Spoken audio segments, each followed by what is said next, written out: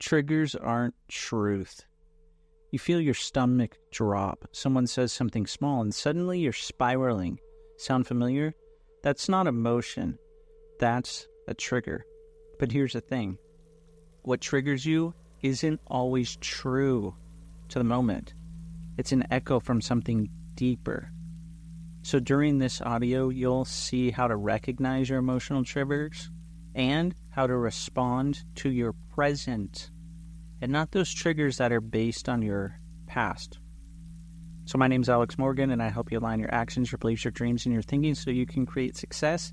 And success is here, and you might as well be ready for it. And one of the easiest ways to be ready for it is to understand your triggers and change the emotional response. So really, what are triggers? An emotional trigger is a strong emotional reaction rooted in past unresolved pain, trauma, a memory, whatever it is. So a common form of this is something, when you notice something, you see something, you have that visual trigger, or that sound, that auditory trigger, or that feeling, you get that feeling and it triggers something. This can come as rejection, abandonment, criticism, control, fear, a belief like you're not good enough. So your mind and your nervous system, your brain, it reacts to a trigger like you're in danger to something, even when you're not. So it's like an echo that you hear.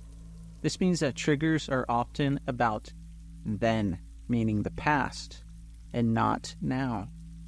So it's an emotional response that you want to see as something that you used to have. So triggers can warp your perception. You might interpret a neutral moment as an attack or betrayal. So some common examples. Have you ever been in a relationship and someone has given you the silent treatment? And as they're doing this, it feels like abandonment to you. So this could be a trigger in a relationship. Or let's say that your boss gives you some feedback and that triggers you and you automatically think that you failed at something. Now, does that mean that that's actually what's happening? Because a trigger, it can make your reaction or the way you respond, it can feel bigger or misguided, misdirected. So the danger of responding to the past version of the moment and not the real one. So you can easily start to heal and respond instead of react. It's interesting, isn't it? So the first thing that you want to do is you want to name the trigger. So naming the trigger means that you're going to name what you're actually feeling. You can ask yourself, what am I actually feeling? So next time something happens, you can say that. What am I actually feeling? I'm feeling this. And then locate the origin. Step 2. Where have I felt this before? And then once this happens, you can anchor yourself in the present moment. So you can just close your eyes. You can focus on your breathing for one moment, for 1 minute, couple minutes, whatever it is.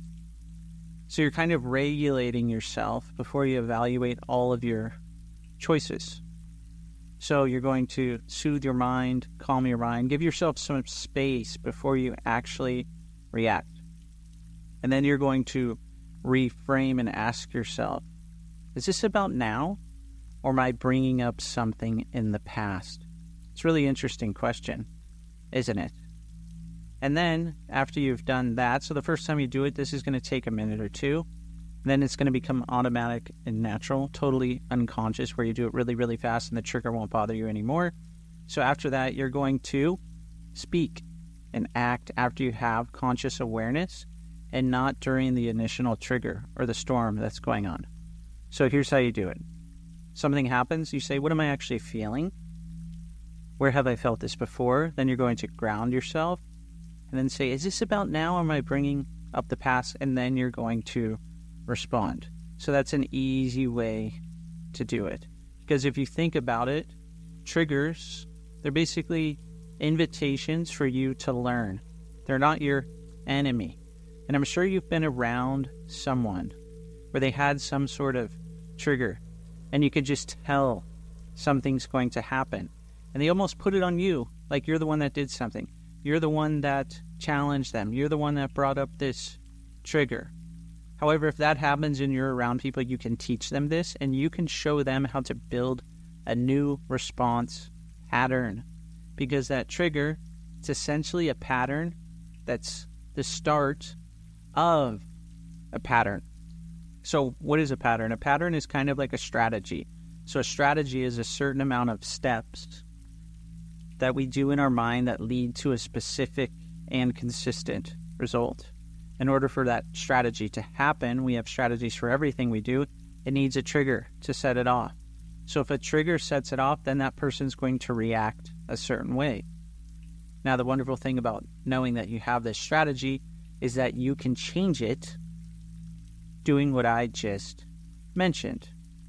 So triggers are invitations for you to learn, for you to feel something else instead, for you to do something else instead.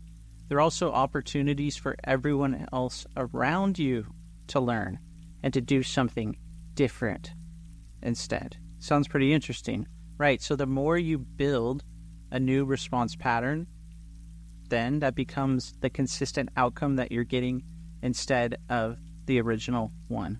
So triggers, they're not necessarily lies, but they're not always truths either. A trigger, it's a cue. It's showing your mind, look deeper into this. Is this something that's really happening now? Do I really feel this now? Or is this bringing up thoughts of the past that I can easily deal with? So an empowering reminder. You're not broken. Chances are you're responding to pain that deserves to be seen and healed.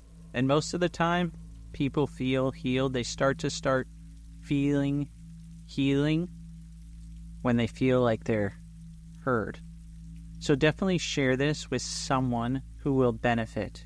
And for you, reflect on your most common triggers and start to practice what I mentioned during this audio.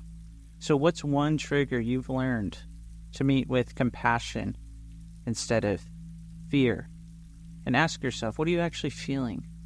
Where have you felt this before? And ground into this present moment with your breath. Take time before you just react and ask yourself, is this about now or am I bringing up the past? And then you can start to speak after you have this awareness. And this will totally change how you react to the situation. And this will create a whole new reality for you. So if you haven't already, go ahead and like the audio and subscribe to the channel. I really appreciate everyone who's been subscribing lately. And definitely share this with anyone who will benefit. Thanks so much for listening, and I hope to see you on the next video or the next audio.